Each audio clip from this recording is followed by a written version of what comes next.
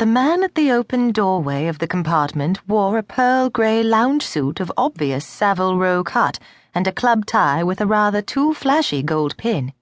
His thin, fair hair was pomaded back from a prematurely receding hairline. He looked hot enough to begin steaming at the ears any moment.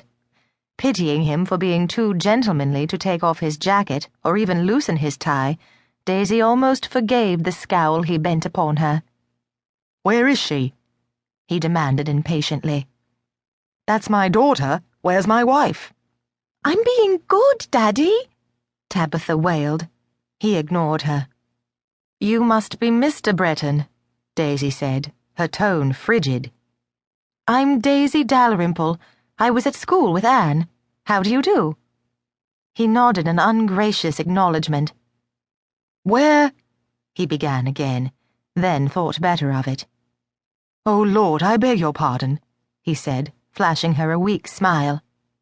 "The Honorable Miss Dalrymple? Anne mentioned spotting you at King's Cross. My humble apologies for my curtness.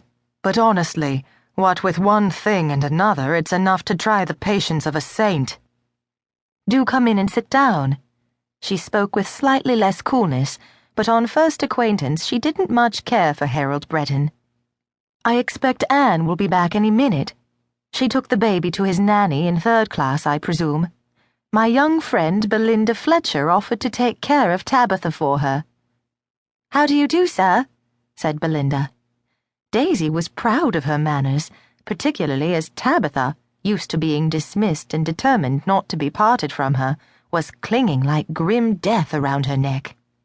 Belinda might as well not have spoken for all the notice Bretton took of her. "You're going to Scotland?" he asked Daisy, with the air of a man prepared to make polite small talk, though his mind was on more important matters. "Yes, I have a job to do near Roslyn." "A job?" He stared, his protuberant blue eyes shocked. "You work?" "I'm a writer," Daisy said shortly. "What do you do?" "Me? Oh, I help my father-in-law run the jolly old family acres in Kent. At least he'd like me to," Bretton corrected himself in a burst of candour. "But it's a mug's game, if you ask me. Since the war, there's no money in farming, not at all what I expected when I married Anne. We'll all be on our uppers if things don't look up." It really was very odd, Daisy thought, the way the most unlikely people insisted on confiding in her. "My cousin, the present Lord Dalrymple, seems to be doing reasonably well with Fairacres," she said. "Actually, the truth of the matter is, Smythe Pike's let the estate go to rack and ruin," the disillusioned son-in-law said resentfully. "All he ever cared for was his huntin', shootin', and fishin', though his gout's put a stop to all that, which doesn't help his temper, I can tell you. It's only cash will save the place now, a big win on the Gigi's, or Anne's grandfather coming round."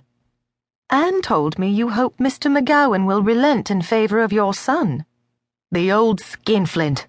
Never spends a penny where a farthing'll serve, so there must be plenty to go around. But what does he do? Leaves the lot to great-uncle Albert, who's already rolling in it, I must say. Albert knows how to live," Bretton said with envy and grudging admiration. "He won't loan a fellow a fiver, let alone anything useful, but it's nothing but the best for him, no expense spared, though how much joy he gets of it with his dyspepsia is another matter." "I gather Albert McGowan's in a parlous state of health." "Ha! He's been at death's door since before I married Anne.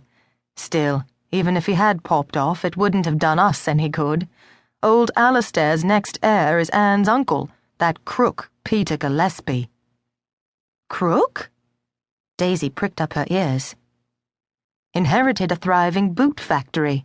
Rather infra-dig, of course, but a real money-spinner, and he goes and kills the goose that laid the golden eggs by selling shoddy boots to the army in wartime. They couldn't prove it was deliberate fraud. He wasn't convicted, but the business had to pay enormous fines and it went under." "Does Alistair McGowan know?" "Oh, yes. Smythe Pike, Anne's father."